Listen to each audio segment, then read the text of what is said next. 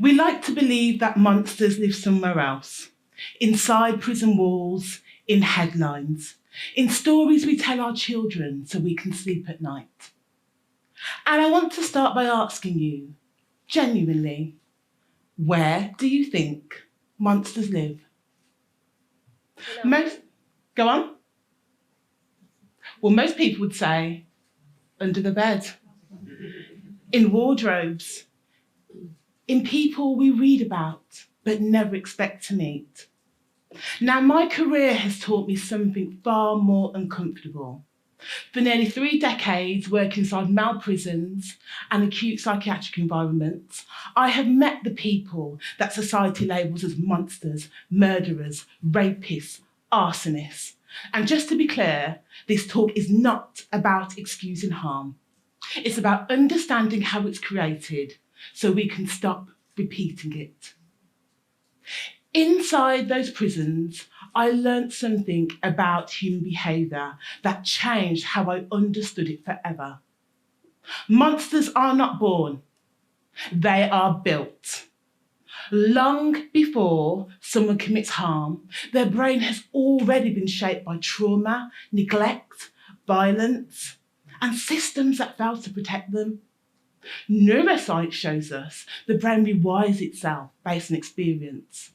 And trauma doesn't just hurt feelings, it alters emotional regulation, threat perception, and impulse control. Inside those prisons, I saw minds shaped by violence long before they ever created it. And then I realised something deeply unsettling. Outside those prison walls, monsters don't just disappear. They walk amongst us every single day.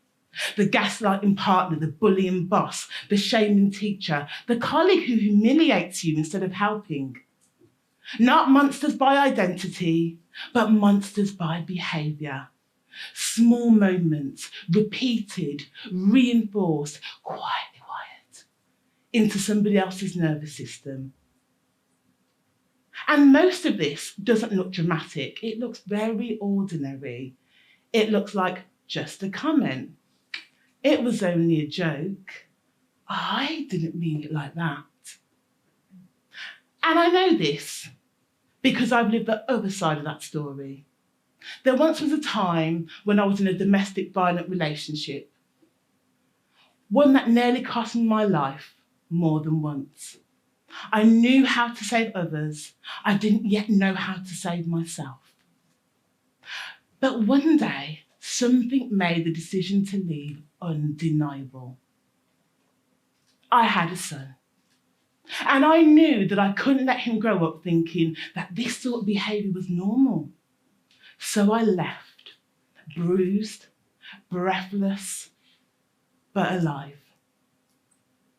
And in that moment, I learnt something that we rarely recognise. Healing isn't pretty, but it is powerful. Transformation does not happen without destruction. And sometimes the bravest thing you will ever do is stop feeding what is harming you or somebody else. You see, the work I did didn't begin in prisons. It began the very moment I understood something simple. I am not somebody who just studies what society labels as monsters. I am somebody who escaped one. And once you understand this, you start to see how behaviour shapes people, how words shape people, how environments shape people. But I didn't learn this lesson as an adult. I learned this lesson growing up in West Bromwich, one of the most deprived areas of the UK. We weren't expected to make it out. We were expected to disappear quietly, loudly, or just early. As a teenager, I took and passed some exams early. I was so proud, and I was so hopeful, and I was so nervous. And I told a teacher, and he looked directly at me. And he said, you will probably be pregnant by the time you're 18. You will not amount to anything, and you will most likely be a lady of the night. That was it. No curiosity, no encouragement, just a verdict handed down. And for a while, I lived exactly as he predicted, not because he was right, but because his words were nourishment. But there was another teacher. He was Welsh, head of year. And one day he called me into his office. Now, I thought I was in trouble, because in those days, I normally was. And he asked me if I'd seen a student that morning. And I said no, because he hadn't been in any of my classes. And then he told me on his way to school, he stopped by a petrol station nearby and seen that same pupil robbing it. Years later, I'd see that boy again, but this time in prison. Then he said something to me that I didn't quite understand at the time. He said, one day you'll leave West Bromwich, and when you do, don't come back. I remember looking at him thinking, is he having some sort of neurological event? Why would I leave the epicentre of the universe? But here's what was really happening. He could see a hero in me that I couldn't see in myself yet. And instead of feeding my fear, he fed my future.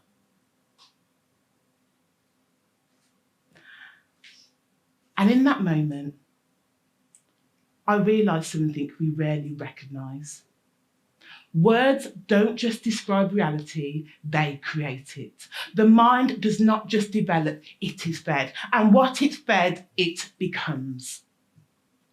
I grew up watching friends disappear into addiction, poverty, prisons, early graves.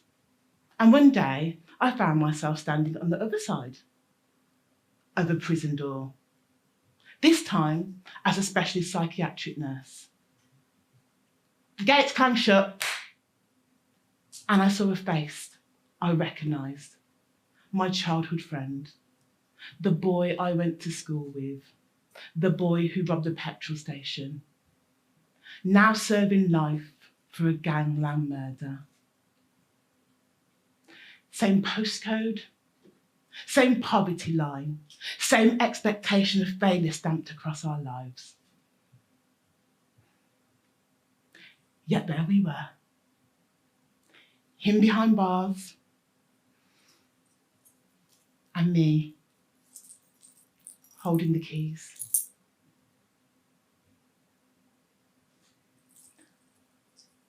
One moment of rage, one moment of trauma, one life lost, and many more shattered.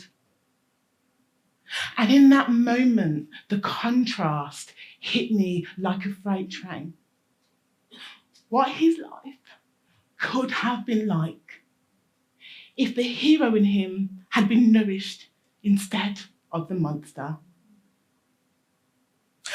Imagine for a moment, you're sitting in a Roman amphitheatre. You're in the stands looking down, watching the monsters fight on the arena floor, in courtrooms, in headlines, on social media, asking how could they? And if we're honest, we watch, we judge, we scroll, and we do absolutely nothing. Are the real monsters the ones on the arena floor fighting, or the ones up in the stands watching on and calling this entertainment? As Maximus said in The Gladiator, are you not entertained? Every interaction wise meaning, safety or threat, worth or shame, belonging or rejection. There are no neutral interactions. Something is always being wired. And whether you like it or not, we are all part of this programming.